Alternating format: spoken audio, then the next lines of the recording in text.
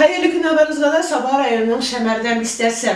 Altın Tavuşqa altın Akşarlar reisi Vaydatdan bulbuzsa da onun qaytavazı şavqılma bugün də devam edək.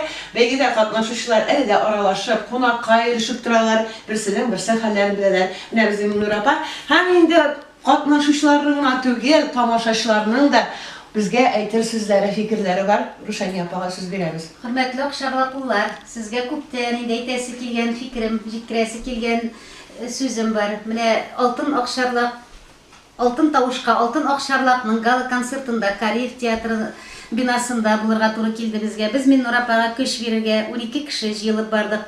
Mine men anda shoq qotdim. Eskitke жылы atmosfera, shunday motor uyushqonliq, ondagi rahatlanib yol etdik. Eskitkish tomosha jig'lovchilar, eskitkish uyushtiruvchilar. Mine mening bek zo'r rahmat aytasim kelar shunday motor bayramni uyushtiruvchilarga.